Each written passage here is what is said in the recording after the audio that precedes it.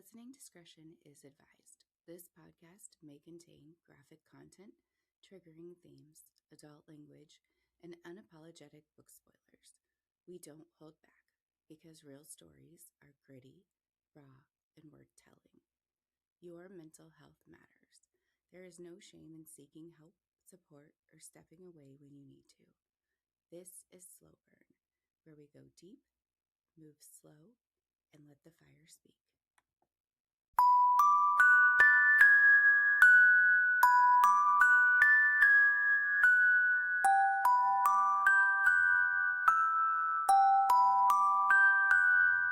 It's been a minute since we've had someone on who fully embraces the chaos of storytelling. Today, we're sitting down with author Sophie Stern, who writes the kind of stories where the tension is high, the rules are optional, and one love interest is never quite enough. Paranormal, sci fi, romance, reverse harem. If there's heat, complexity, and a little bit of, we probably shouldn't be doing this, she's already there. Because some writers follow the formula and some writers say, why choose? So today we're diving into bold storytelling, genre freedom, and what it looks like to write stories that don't play it safe. We're talking about intensity, character dynamics, and why sometimes the best stories are the ones that break the rules entirely. So get comfortable. This is Slow Burn, where we go deep, move slow, and let the fire speak. So let's get into it. Welcome, Sophie. Thank you. That was a wonderful introduction. I'm flattered. So thank you so much. And thanks for having me on the show. Yes. So to just kind of jump into it, what are you reading or currently obsessed with right now? My goodness. So I am currently obsessed with any kind of vampire romance, any kind of pirate romance. I'm reading some horror. I'm reading a little bit of everything. Weirdly, I'm also rereading like some vintage Nancy Drew books. Oh, So I love maybe that. that'll like maybe that'll inspire some mystery in my storytelling this year. I'm not sure.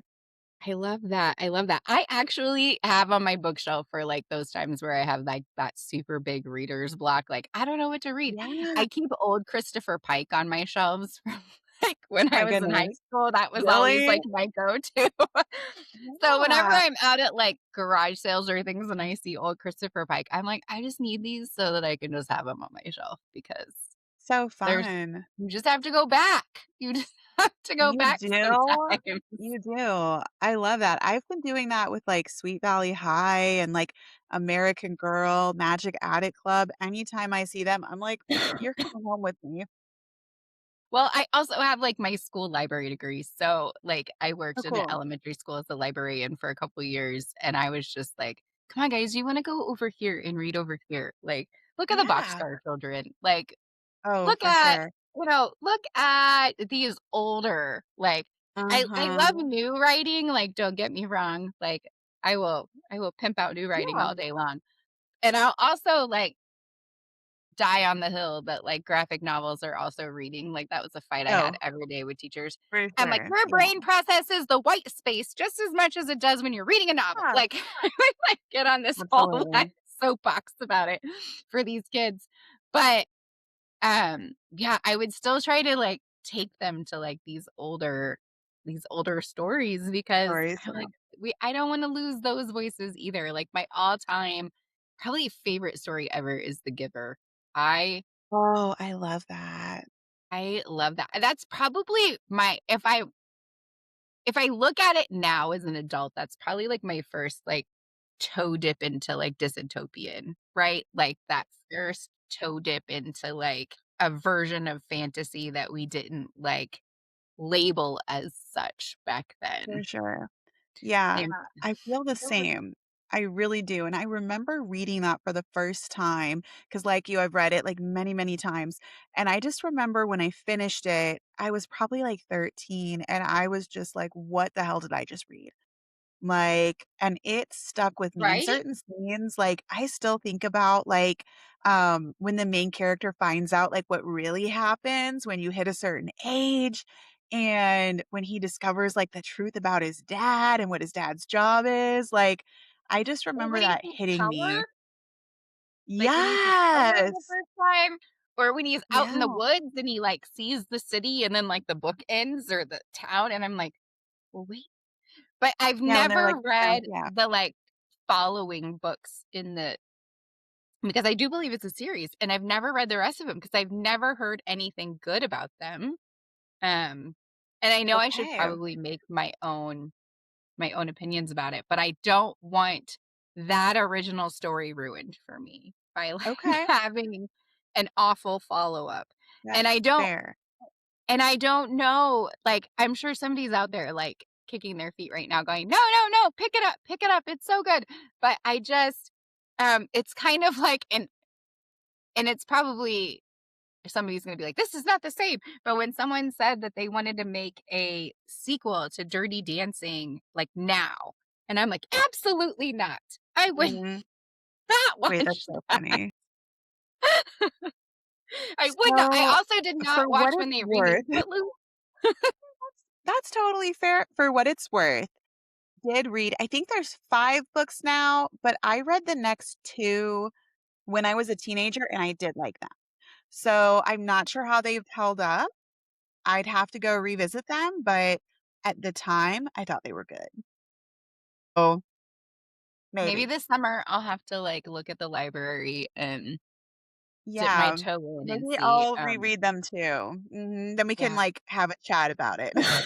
Have our own little book club about The Giver. Yeah. Um, and my I would do that. son, he's in high school or high school. Oh my god, he'd kill me. He's almost 20 now. When he was in middle school, uh, he read City of Ember, which was one I had not heard of, but it gave a lot of, like, Giver vibes because they lived underground and they had, like, water that ran their lights, but they were finding out that there were other cities, places, like, and kind of that same, and it was a trilogy, and he got really into it because he wasn't a big reader. He's never been a big reader, but he's a Okay. audio. So, like, we would in the Ah, car and stuff, we would listen to all of his books.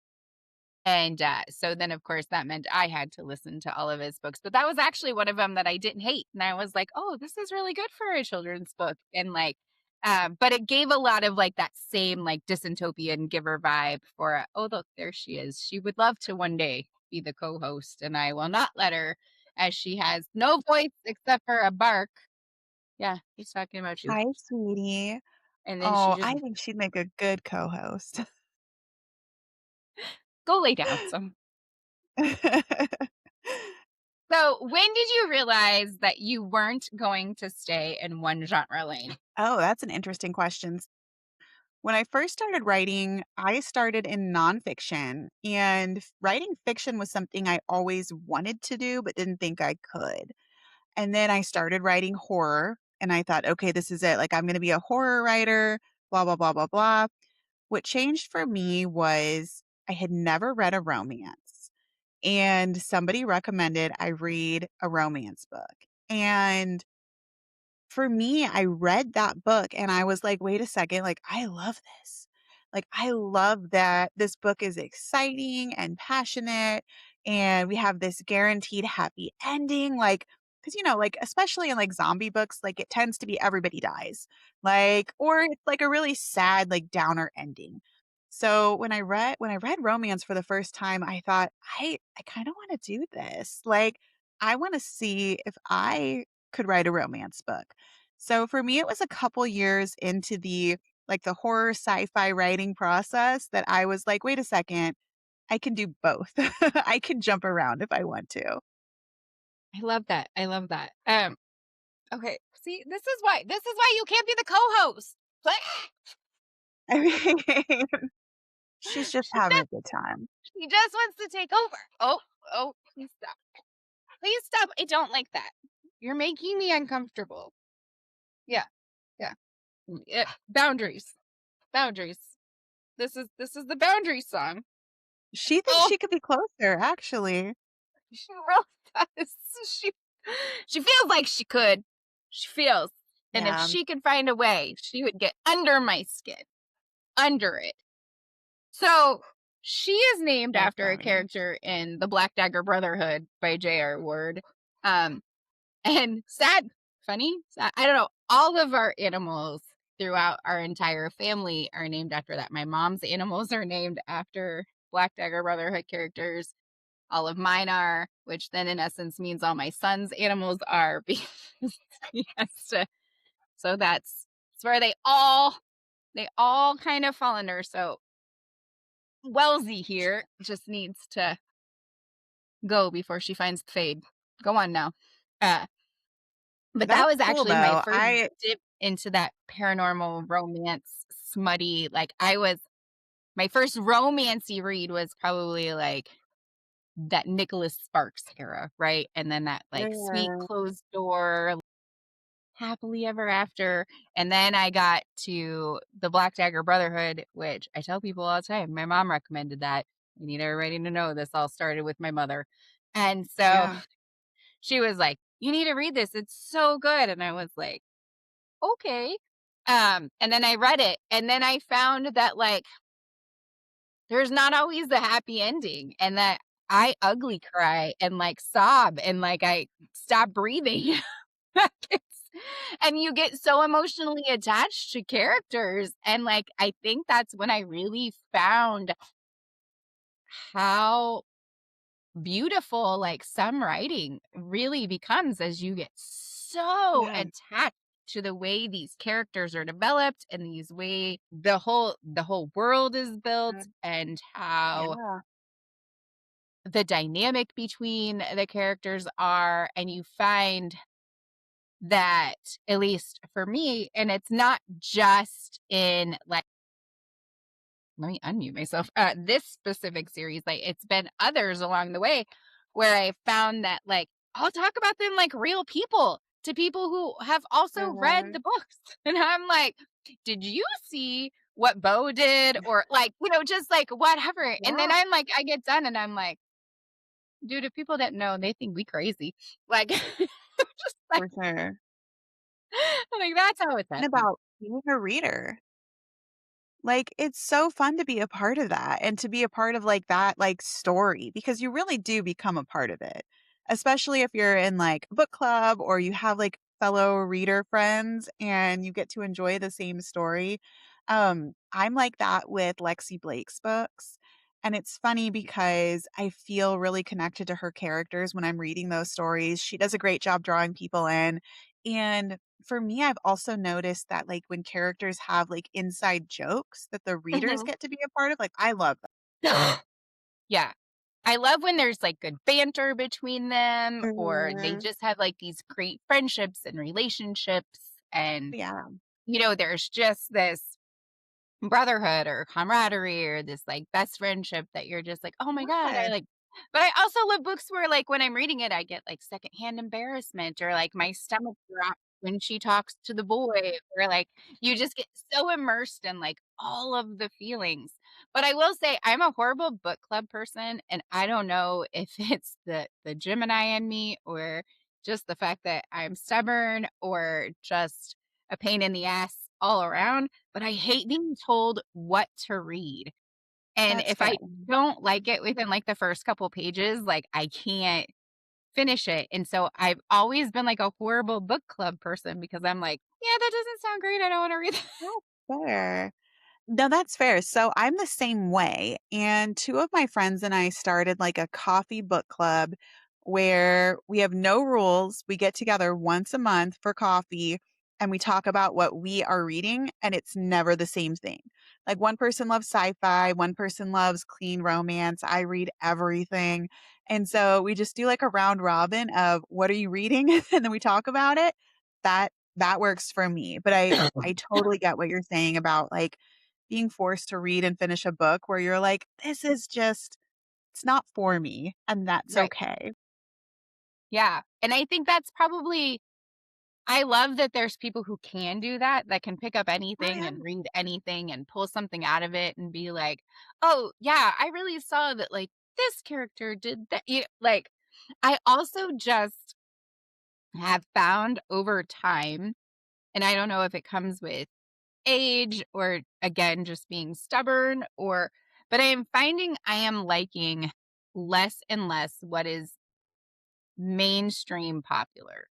And I Okay. don't and I'm not sure as much if it is because there is so much freedom in what comes in what I read with indie authors because indie authors aren't stuck in like this box. Because I feel like once they go mainstream, right? Like they get told like this is what you have to do. This is how it has to end. This That's is where fair. you have to go. We have to make people happy. They don't want to see Zayden Ryerson die. They don't want, whatever, right? Like, Right. um, sorry to copyright infringe his name, whoever's listening.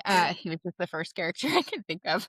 Um, but like they don't I and I'm just speculating because I don't know. I've not talked to any like super mainstream authors to just know Yeah. like how put into a box they are by big publishing and, television and Netflix and, all of Yeah. the things, right? To then say like I'll start a series, and by the time it gets to, like, the 2nd or 3rd book, I'm like, "Ah, what happened to the characters?" Like, I feel like they've just done, like, Yeah. this 180. They're not the same, like, I've now lost interest. I don't know what happened, like but I'm not finding that as much when I go through the world of indie because there's so much nuance in it, and there is so much of, the one of the last books I read was we had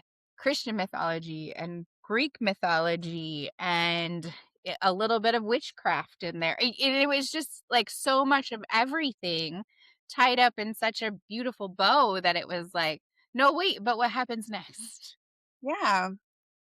And Yeah, so, that's really interesting. and I want to like it. Like I have been trying for months now to do the Plated Prisoner series by Raven Kennedy, and I wanna like it. I wanna like it so much. I've heard such beautiful things about it and the character growth and the character development, and I wanna like it and I wanna love it, but I have never wanted to punch an FMC so much in my life because she is so whiny and so woe is me, Yeah. and I'm just like, "Girl, like, you can turn shit into gold. Run with You're that." actually Like really strong. Yeah. Well, and that's such an interesting thing to bring up, like the differences between like indie and traditional. And I'm a hybrid author, so I've done both. But I do think that with indie publishing in particular, authors have feedback from readers pretty quickly. And I think that really helps shape, especially a series. Especially if it's a series where an author is writing multiple books in a year. I think indie publishing tends to be a lot faster than traditional publishing. But I know, like, for me, like, when I'm writing, especially a series, and I start getting reviews or readers who are reaching out and they're like, I loved this, I hated this. It's like, okay, cool. I can do more of this and less of this in the next book. And I kind of get that really fast feedback. Whereas I think with traditional publishing, it's such a slower process. I think it can be a lot harder for authors to kind of like get that feedback. Or, like you said, like there can be a lot of pressure from your agent, your publisher. You're going to write this. This is how the story is going to flow. This is what needs to happen. and like I said, that's just a speculation on my part, Yeah. right? Like I have no idea what contracts look like at that point. Just it makes you just Yeah. wonder, right? Like Yeah, for how sure. much do you lose your voice at any point in time as you're going through this like whole process? Just Yeah. seeing how different characters change throughout a series, is that your choice? Is that the author's choice? Is that the Yeah, publishing for sure. company's choice? Is like who who Yeah, decided really that hard this to know. character who went through book 1 and book 2 like redeeming themselves and like having this whole new arc is now the villain, right? Like and it's just like what the hell? We went from villain to love interest to villain again, like What is all in like happening? Yeah. you're like all in 3 books and I'm like, "Here, hang on just a second." So, like to know what draws you to the idea of having more than one love interest within your stories. Okay, yeah. I love to read and I really, really love to read cozy mysteries. In cozy mysteries, there is this trend of the main character fighting over like which person is gonna get her, right? love triangles are a big thing in cozy mysteries, and I hate a love triangle. I hate it. And it's so like I actually feel like I get very upset about a love triangle. And it's like the one trope that I just cannot stand, and I will shit talk any chance I get. I absolutely hate love triangles. Let it be known, the record can show. But the first time I read a romance where the main character gets both or multiple people, I was like, "Wait a second. That's actually really interesting and really fun and can be really complicated to write, but also really cool." So I've written some wide shoes and some polyamorous romance, and I love it because to me it takes away the limitations of storytelling. Instead of holding back and being like, "Oh, she can't do this with this person because she's dating this person. She can do whatever she wants because it's a wide shoes." Or it's polyamorous. And so it's actually encouraged that she get to play around with different people and fall in love with different people. So for me, I think as a writer, it's definitely the idea of I don't have to hold back and neither do my characters. See, for me, I feel like if in one instance on the like in real life side, I'm super lazy when it comes to dating. So the idea of dating more than one person is just exhausting. Just because I'm like, I Valid. gotta go on two Totally dates this valid. week. Damn it. You know, I need some alone time, right? actually. Thanks, but no thanks. You can have next week. But then the other side of it, and I've tried to talk to somebody, being single, I've like dabbled in the world of online dating, and that in itself is its own special new circle of hell that Dante was unaware of when he wrote For sure. the Inferno. So, but I tried to talk to someone once because that is like the big new like key thing all over online dating is ethical non-monogamy and the whole like uh and that they're in these committed relationships, but they're looking for other people. And I'm like, I would like to speak to this other partner because I would like to know if they are really Some truly. some proof there. But asking about, and I asked someone once, I said, I just want to understand it because I am one of those people who I am like a why person. I want to understand things. I want to know how they work. I want to know how somebody's brain works. I am super intrigued by serial killers. Like, I really want to know, like, what makes their brains tick. I don't want to go kill people, but I would like to know why they Okay. do. Yeah, I Yeah. just want to see, like, is it nature versus nurture? Or, like, did their mom not give them enough applesauce? Like, I don't know. But anyway, so I asked this guy once on this dating site or whatever, like, to explain it to me. Like, how does that work? Because in my brain, love works with I can love people in my life and I can be in love with one person. Yeah. Okay. And so and that's just how my brain like processes it. And so then it was he kept trying he first tried to describe it as like, well, think about it in the way that like you love like your mom and your dad. And I'm like, no, that sounds Wrong too selfish. wrong direction here, actually. That was a That's not bad it. explanation. And so then he, like, tried to flip it, and he was like, "Okay, well, think about it this way, like, you really like chocolate ice cream," and I'm like, "Okay, I like chocolate ice cream, check." And he goes, "But you also really like strawberry and Rocky Road and vanilla," and I'm like, "Okay, got it."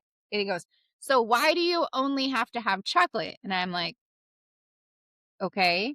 I see what you're saying, but then I guess my question is then why are you living with chocolate if you also want strawberry, vanilla, cookies and cream, and mint chocolate chip? Like I get like I'm trying and he was like, "Well, think about it. Like say you're having a bad day and your partner's having a bad day, so then your bad mood is rubbing off on their bad mood and their bad mood is rubbing off on your bad mood, so then you have this outside person that you can go to who's there and they'll just like cheer you up and they'll make it better because they're not having a bad." I'm like, but isn't that what my best friend is for? Because like I'll call my best friend and do Like, that. And he was actually, I'll like, just call my buddy about that. Yeah. and I'm Well, and just I like, so I was like, so maybe you're just not great at explaining this because I'm not I'm not a judgmental person like at all. I just want to yeah. understand the concept Mhm. just because I'm sure that somebody would like to understand my concept of like why I feel I can only love one person, right? Like I feel like it Yeah. probably goes both ways. But yeah, I really would love to understand Yeah. without drawing my mom and dad into it. No, and I feel like when it comes to why choose in books, I think it's part of like just the fantasy world, right? Like you see a lot of why choose that's like it's bully romance, you're being bullied by these people at private college or whatever, and then you also fall in love. And I I have do written love a that. I good think a bully lot of people romance. have written that. Yeah. Yeah, and so it's just I think it's about like tension and just like playing with your imagination rather than like this is a realistic situation. For Mhm. me, that's also part of the reason that I like writing paranormal though. I like writing like the monsters and the people that aren't real because I think you can kind of play a little bit more. And for me, writing is about playing and it's about exploring and it's about having fun. And so when I am writing those stories where like the one main character does have multiple partners, it's less about like following the rules and more about pushing myself as a writer and just asking, okay, like this might or might not work in real life, but how would this work in the story? Mhm. And I think that there's a lot of different situations like that, but for me that's been the most interesting thing about writing Why Choose is just being like, oh, I can have this one character who, like, especially if you get the group of guys, right? You could have the one who's really tough, the one who's like really smart, the one who's really like gentle and soft with her.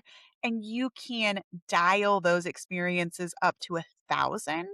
Mhm. Whereas in real life, if you had someone that was like at that level of like domineering or emotional, that might be a bit much to deal with. But in a book, it can work. Well, I mean, I think about that too. Like, just one of my favorite things is I love the bully romances and I Mhm. love morally gray and I like the mafia and I like all those things. But I think about it like in real life, I would cry. I'm not meant to be a mafia wife. I'm not meant to have somebody leave body parts on my door. Like, I mean, it's not like Yeah, that's not real life for me. Like that's not going to work for me.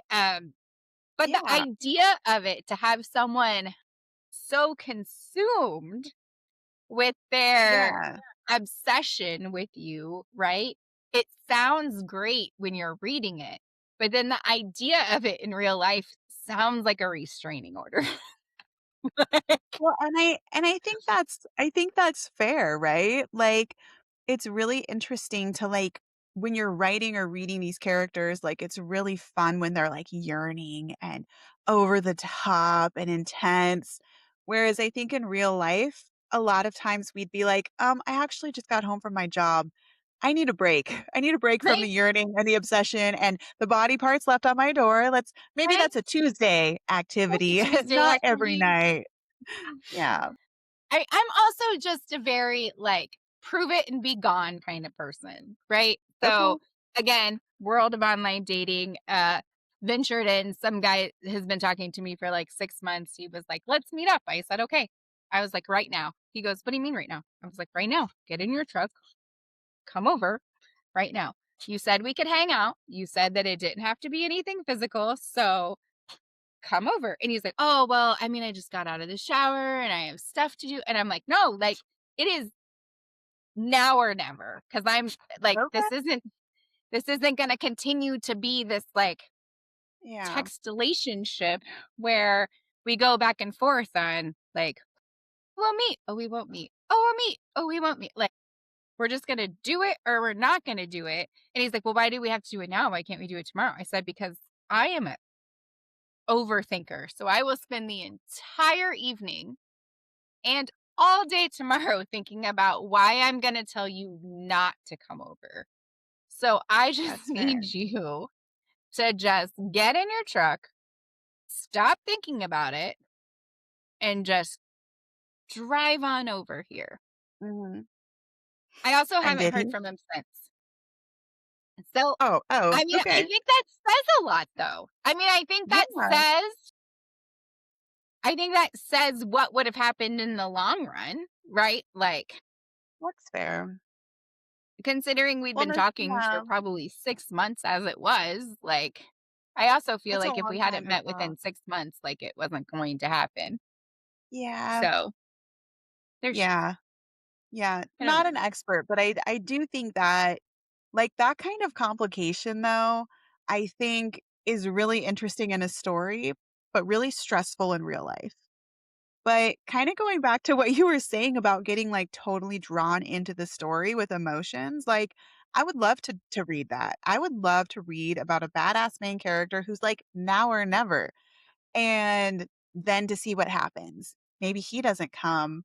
Maybe his best friend, who's a billionaire, comes over, and he's secretly in the mafia, I don't know.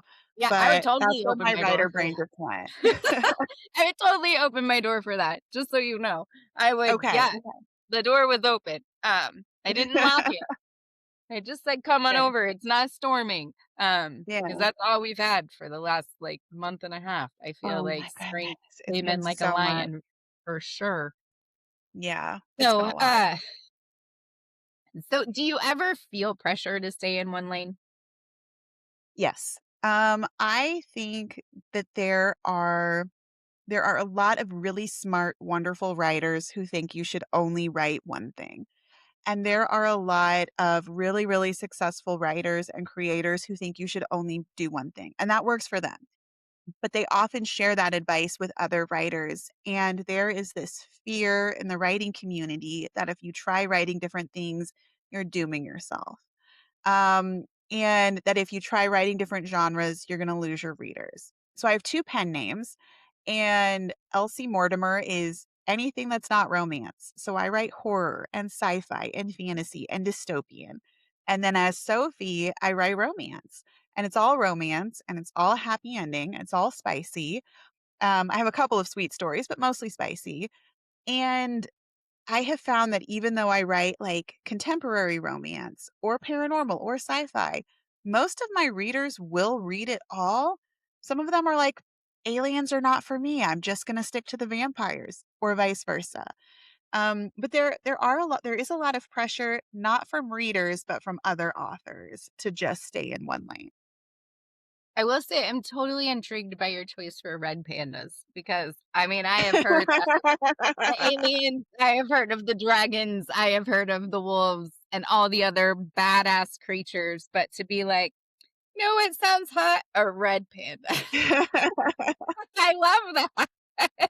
That was, thank you. That was really, really fun. And one of the things that I love about writing, like the shapeshifter romance, is going down the rabbit holes of what is this animal like in the wild and how can I exhibit those traits in a human in the book?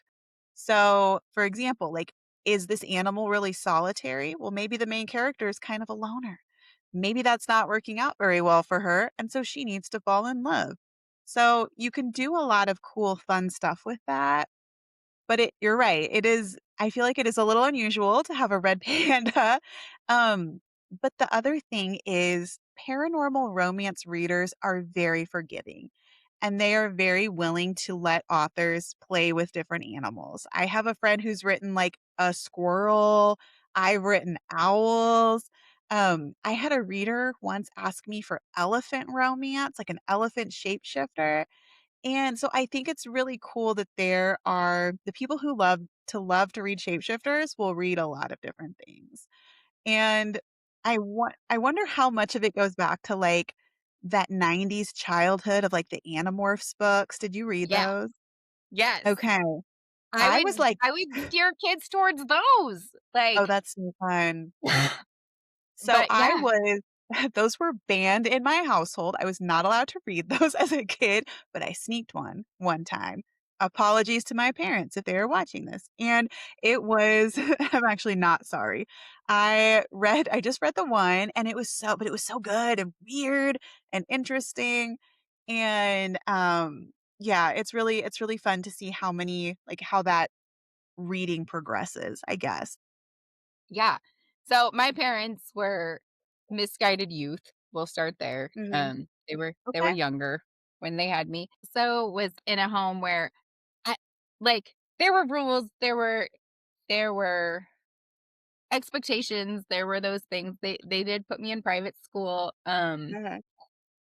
But my mom also listened to Alice Cooper, so I grew up listening to Cold Ethel. So I mean, like, there's also like Yeah, balance. there's So balance. so there was, and like her favorite author was always Stephen King. And Love so it. I mean, there was always just that like openness too, right? Like Yeah. this is this is it. Like this is okay. Like expression is good. Being yourself is good. Like you want to run off and join the circus and be a gypsy? Cool. I support you with that.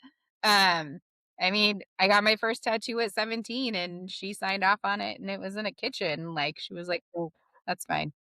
He's only in town for now." Like, like I mean, it was Yeah. clean and it was legit and it was a whole thing. Like that's what he did. He just was in town and had stuff with him. Like it was a friend of theirs. Like, but it was also it was just a very, like, I never felt a reason to, like, lie to my mom growing up. Like, there was no there was no point to that. I mean, I'm sure there were things when I was younger that I lied to her about, but I've also just always been this, like, sassy and open with her about things. Yeah. Like, we've also, like, worked together in the past, and when she won't listen to me say, "Mom, mom, mom," I'll be like, Barbara. People will be like, "Why'd you talk about her government name?" And I'm like, "'Cause she wasn't listening." It's like, and I mean, like, that's just how we've always, like, been able to work. But, like, when I said I wanted to do the podcast, like, she listens. Like, she's the one who got me into reading the Black Dagger Brotherhood. Like, she will talk to me about the brothers like they're real people. Like, she's the one who told me to get Passion Flicks and watch when they turned it into a show. Yeah. So, I mean, it's always just been this, like, it's okay to be who you are. Cool. When, like, I started reading tarot cards, she was like, "Cool, good for you." Yeah. It just is. We love a supportive mom. Yeah, and so, I mean, it was just never this whole, like, I feel like I have to hide something. But, Yeah, I mean, that's I good. also know, like, I 'cause going to, private school, I also know that, like, because I wore a tank top one day, I had a friend of ours, like, her mom was like, "Oh, you're hanging out with that girl. She's so promiscuous." Talking about me, and I'm Oh, like, "I yeah. didn't lose my Yeah. virginity until I was, like, 18 and a half." Like, I Yeah. like And it's so funny, like, the culture of, like, modesty and tank tops. I remember when I was a teenager, the conversation being spaghetti strap tank tops are wrong, what I right? was Like, wearing. my parents were really chill about that. They were like, "We don't really care what you wear, like, wear what you like." But I remember conversations at, like, youth group and church being like, "You have to have, like, a one-inch band, otherwise it's bad." And so it's really interesting that you that you got that label Right. from a tank Yes. top. My mom was always like, "Just don't let your bra strap show, that's tacky." Like, Yeah, I mean, that was her big thing, like, "Go get a strapless bra, it's not that hard." yeah, But, um yeah, but, I mean, we also grew up, or at least I grew up in the, like, lowrider jeans midriff shirt mhm, area where, like, you can't bend yeah, over and so much skin is showing, and I'm to the point now that I'm not afraid to show the skin, right? Like, here we mhm, are. This is me. This is what I look like. I'm not ashamed of my body. I'm not ashamed of who I am. mhm, Um, I went through so many years in high school of body dysmorphia, right? Like, I swear to God, yeah, if I was as thin now as I was then when I thought I was fat, like, it would be great.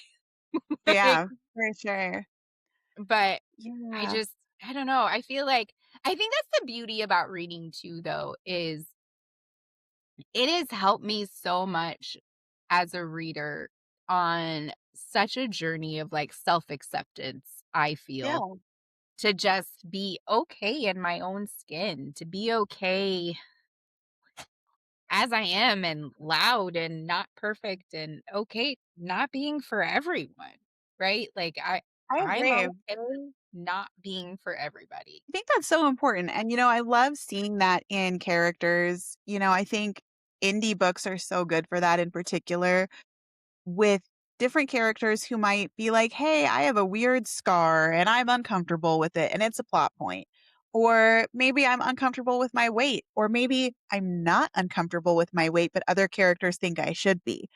There are so many interesting ways that body positivity really bleeds through a story, and I love it. I'm here for that. I feel like exactly like you were saying, like when I'm reading about a character who's like, "Oh, I'm actually really nervous about having sex with this vampire because I think my boobs are too small," or whatever the situation is, it's really interesting as a reader to be like, "Oh, everybody's insecure, but the obsession factor, like, kinda overtakes that." Right. And I mean, that's also something too, right? Like the other part of books, typically they're all like gorgeous. Like in your head, like at least that's the vision I always paint, gorgeous, somebody. And you always, for me, want like that gorgeous somebody because I always just feel like I'm just a typical girl. I'm just a plain whatever, right? So like the idea of somebody so gorgeous and so encompassing being so obsessed with you is, I think, one of the appeals, right? Like, um, Yeah. but also when you talk about body positivity, I read a book once and it's probably the only bad review I've ever left where I actually like typed up a bad review. And I please stop biting my hand. I really don't like it. Go find a toy. Uh that I and I typically if I dislike a book, first off, let me be very clear. I'm not a 5-star giver. It has to be a lot for me to be a 5-star giver. 4 stars is good for me. I just Does my carpet look great? I don't know. Let's see. What I think I'm happened? upside down, so I can't You might be. tell. There we go. There we go. That was my Hi. dog. She's so great. She's so All great. good. That dog of mine. Every time she's got to interfere with something. This time, at least, it's not barking. It's just throwing my computer across the room. You know what? We love her for it. Yeah. So, um, but it was probably the first time. And again, like I always say, I'm not a big 5-star person. I feel like it takes a lot to do 5 stars, only because not that people aren't writing amazing, wowing things, but for a 5-star, I want to be so engrossed and encompassed by it that I'm thinking about it for weeks and months on end afterwards. Um, Fair. because my brain is like constantly in motion. So like if it is great enough to stop my brain that long, then I'm like, oh, 5 stars to you, friend. Like I didn't sleep. That's really Uh, funny. but then like I also like don't usually give less than 3 stars because I can't Okay. write a book. So like anybody who is like putting it out there and like you know, going for it. So this one, I think I gave 1 because you can't give less than 1. And I Okay. actually wrote feedback, and it did take place in the UK, I believe, and I'm sure their sizing is different there. They were trying to be body positive.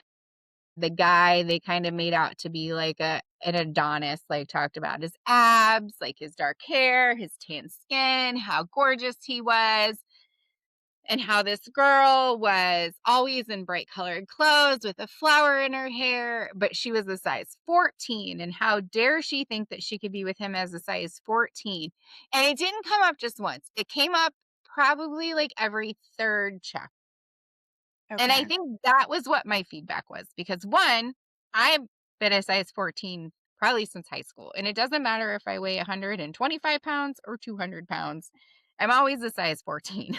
Like Yeah. that doesn't change. And so where I saw what the author wanted to do, I felt like there was so much focus put on that number and her size and her weight and the everything that I felt like it took away from the positivity of looking at the weight Yeah. because there was just so much focus put to it. Yeah. So That's probably the only bad review I've, like, ever left on a book ever, just because Yeah. when I got done reading it, I started to feel bad about my own weight because I was like, That's "Okay, interesting. maybe 14 is bad," because they just Yeah. kept harping on it, and Yeah. I was just like, "Jeez Louise," like, and it was dark, You're like, maybe calm down a little bit. Well, like, geez. that's really interesting. Yeah. And I feel like writing a story is hard. You just for the record, you could write a book if you would like to do that. I fully believe that you're capable of doing that. It wouldn't be Just any to let good, you but know. But yeah, practice makes perfect. I'm sure it'd be great. But yeah, I think that it can be really, really challenging, even as a reader, right? Like to read stories and be like, this one didn't work for me because I've read stories like that too, where I think maybe the author's heart is in the right place, but it doesn't come across that way. Um, and yeah, and I've seen conversations in readers groups and writer groups where they're like, what size should my main character be if I want to talk about their weight? And so that's really interesting because I feel like in that case, it might be a little better to be vague and not be like, this is the size, this is the weight if the point of the story is this person struggling with their looks. I think it's okay. I think it's okay to be vague and let the reader kind of perceive the character however they want to. I think that's okay. I think that's fine. I've read books where they just call her curvier. They say she's got Yeah, some I'm super okay with that. thighs, like, the girl's always like, "I'll never have a thigh gap." I'm like, "Me neither, girl." Like, Yeah, we're in the same boat, my friend. Yeah, right, and that's never bothered me. I think it was just the hyper focusing on the size that's a that, like, lot. just Yeah. got me, and I was just and once or twice, I think I could have been okay with it just to, like, draw in the Mhm. point of she was larger than him Yeah. or larger than Well, the girls he typically dated. mhm. Well, and I think it's great that you left a review. And, you know, the reason is not because I think like, oh, it's important to like complain, but I think that as an author, I have gotten some one-star reviews that called me out on writing habits or things in my books that weren't working and I didn't know. And so for me, I have found earlier we were talking about like whiny main characters. I wrote Yes. a book and I thought this book was great and I was really proud of it. And I got multiple reviews that were like, this main character's really, really whiny. She's helpless. We don't like her. The story didn't work. As an author, like I felt like that feedback was really, really helpful because I thought, oh, like I missed the mark with this one. That's okay. Because now I know what not to do in the next book. So I think that when a reader gives feedback, even if it's really hard to receive, it can be helpful to the author. You're such a beautifully grown person. I would cry and, like, fall up in the I have gotten some reviews that really upset me. I think I have a couple that were just like 1 star, haven't read the book. I'll update the review later. They never did. It's been like 10 years. It's still on there. Or Why would they give you 3 1 star stars, when they couldn't haven't read download it? the Like, book. that's ridiculous. Yeah. Or I can't with I people. got a bad review on a book one time. It was a 1 star review, and this person laid out the whole plot, and it wasn't for my book. I don't know what book it was. Everything she complained about didn't happen in my story, and I was like, "That book sounds really good, actually, but that's not the book you reviewed. Like, you're reviewing this random thriller about an abduction, and meanwhile, my story is about something totally different." So, I think reviews can be hard. They can be very helpful, and they can also be very frustrating. So what are your thoughts on audiobooks? Do you audio? So I have not done audiobooks yet. I just started the process of narrating my most recent book, You're My Favorite. I am narrating it myself. I love So that. I'm really excited. I love voice acting and acting in general and theater. And so I'm really, really excited about that. But yes, I love audiobooks. This is going to be my first one. Yeah, I'm really excited. And as a reader, I love listening to audiobooks. And as an author, I go to a lot of book events, so many, and I have so many readers come up to me and say, "Hey, I only listen to books when I'm in the car," or a lot of times my older readers will be like, "Look, I cannot read for that long. It kills my eyes. I have to do audio." She doesn't read Um, anymore. She only listens now. yeah. So I'm a big fan. I love a good audiobook, and I feel like the right narrator can just really add to an author's vision and just bring the story to life. It's so great. I love listening to a story where I like just feel like I really click with the narrator and they just really get the story. Do you have any favorite voices? Oh, I don't have any favorites, but I just anything that just like flows, I'm good with. I will listen to pretty much anything. But funny story, when I was signing at an event called Love in Boulder in 2022, and it was right after Sarah Kate's book Praise really took off. And I'm not sure if you've read that, but No, the it's on my audiobook TBR narrator. shelf over here, though. Okay. Sarah's great. We're buddies and she's really sweet. So her book had just taken off and the narrator was at the event and he was at my table. And he was like, "Hi, I'm so and so. I'm the narrator for Praise, blah, blah, blah." We chatted. He left. And a reader came to my table and went, "Oh my God, was that the narrator for Praise? I recognize his voice." And I was like, "Yeah, girl, like go talk to him." And she like ran over and I thought that was a really fun moment, where a narrator can really have like a really big impact on a reader. I have the biggest voice crush on Anthony Palmini. I think the things Okay. that that man can do with his voice is absolutely amazing. I think he could read the phone book and it would be perfectly fine. I don't know if you've heard any of the things that he's done. Maybe? I'm not sure. The name doesn't ring a bell, but I'm gonna have to hunt him down now. So did he was Kingfisher Okay. for Quicksilver. He was Resand for Akatar for the graphics audio version. Sure. He did all the male voices for the Plated Prisoner series. Um, I'm he's done. I know he did Jillian Arley's new hockey romance. He did hers. But I absolutely like his voice and the way he can manipulate his voice to be so many different characters. That's nice. That's great. Right. And it's just like so like in the Plated Prisoner series, which is why I'm listening, not reading, because I knew it was him, he's all the males. So there could be 5 males talking in one scene and he is every single one of them.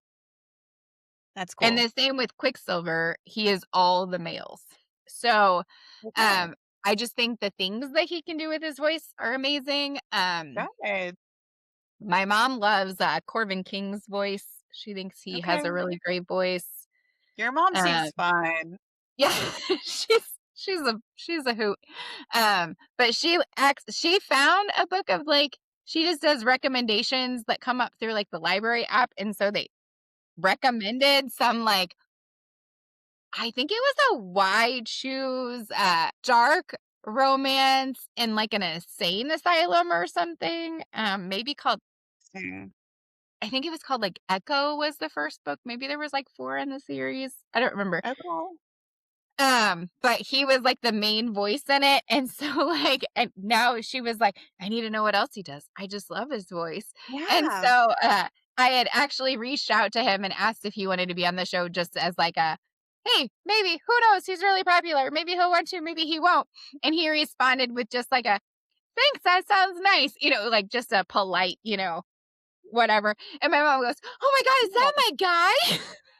It's like, yeah, yeah, that's him. Being Oh, I polite. love His that. mama taught him well. That's solid. But yeah. And then I have a friend who is my best friend, and we just tell people she's my wife. It's just easier that way we work together. My work Yeah. wife, and she's just become my wife. Her boyfriend is on board with it, so at least he knows. Um, Why choose, right? right? We could just have it all. Because Whatever I you mean, my want. boyfriend's great for some things, but then like I need my wife to be logical and rational and make good choices. Uh, Yeah. she is not a reader. She's not. She doesn't do it. She'll read if it's for like educational purposes but like reading's never been her jam band. That's just not her thing. We went on a road trip last year to New York and back because the young lady I nannied for in my 20s was getting married.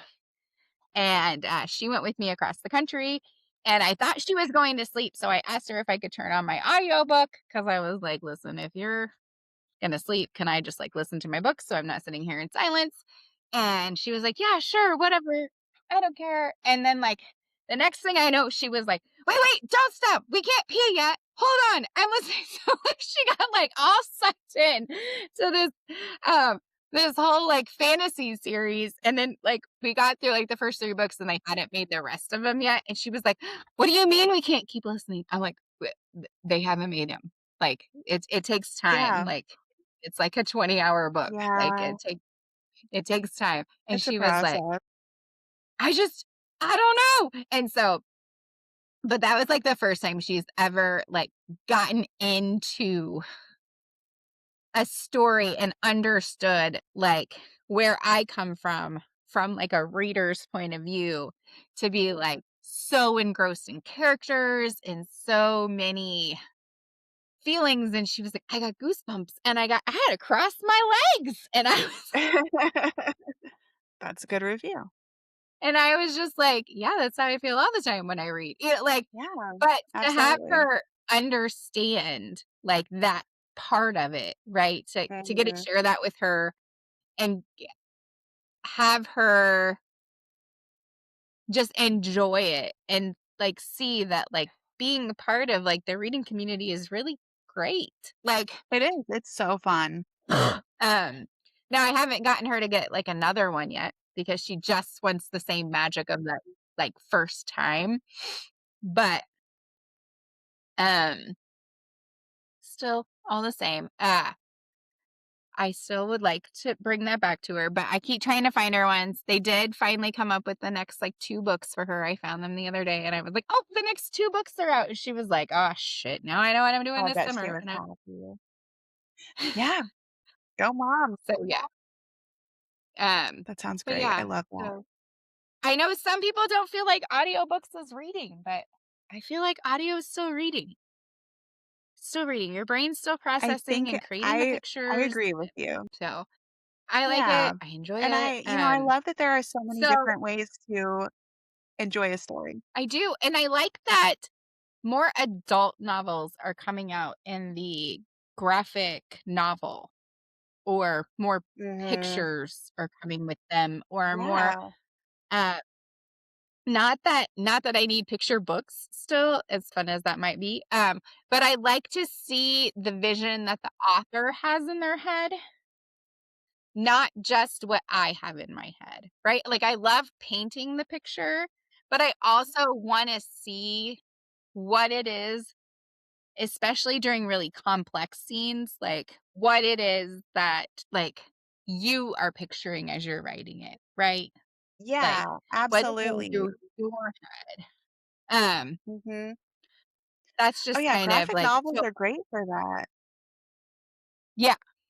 And I've seen some books here lately that have had like pictures at the end of the chapters that kind of Cool. paint a picture of that. And I'm like, that's really interesting. Like that really gives me like a better idea of just like what is happening. Um, Absolutely, yeah, and what the author was thinking when they were writing and yeah, how they think the story should look. yeah, and just, like, because there was a lot of tension, and it was, like, secret society and this whole Yeah. whatever, and so just to, like, have this little picture at the end, and I'm like, "Huh." Yeah, like, that's what's happening, so yeah, I really liked that piece of it, and I wish there was more of that, but from what I've heard, it's really expensive to insert, Yes. pictures Yeah, in. mhm. Yeah. Yeah, and I think even just having the art created can be a challenge. It can be really expensive. And then yeah, the printing costs do go up when you have more ink on the page. So Yeah. I know that's something that holds a lot of authors back. But some authors will have character art made and will give it out like in a postcard form, especially at book signings. So I know we've talked about book signings a little bit, but at any kind of book event, a lot of times authors will either provide that to readers or sometimes they'll sell it like as an add-on to the book. Yes, I have some character art from Ivy Cole's hockey series. I So, love Ivy. She's the best. She's she's so such sweet. a wonderful human. She really Like, is. she's just I I have no words to describe that she has not been on the show. I do say that all the time. I'm like, she has not been on the show yet, as I talk about her all the You should time. get But her. she, I will I peer know, I pressure need her on to. your behalf. I met her at Lit and Libations, and she was just an amazing human being. She just kept like Yeah. the only term I could say is frolic. She just kind of kept frolicking over to our booth, and she's like the Yeah, she kind of happiest. dances around, which I love. Yeah, Mhm. yes, she is just like light and sunshine all the time. She is just so fun. Oh, for Um, sure. but yeah, I have her character art for her hockey book, which is nice too because it helps decide like what the characters look like. Because that was one of the harder things I think when the Black Dagger Brotherhood went to screen, because it was like, that's not the vision that I created of what this character looks like, right? Like, because we all Yeah. created these visions of what these characters are. And then here the author is. And I love that J.R. Ward has been such a big piece of creating this series because she is making sure that like the characters are meeting her vision, which is awesome. But then I'm looking at them and I'm like, that's not really how I saw them. That's not, like, Would go a little differently. right, right. I thought he would be a little darker. I thought his hair would be a little longer. I thought, like, I, well, the same. All right. So we typically end every show with some really weird, unhinged question that I don't have time to like. I'm nervous. I What's it know, gonna be? I know. Okay, so I just type it into the AI and it comes up with it, and so I don't have time to prep either because then Okay. that way it's only fair. So tonight, Okay. um, unhinged question, thanks to my good friend at AI here, says, if your personality had a warning label, what would it say? Really friendly, like way too nice. Will hug you without your consent, probably. Consensual non-consent. And like that's like in the most boring way though.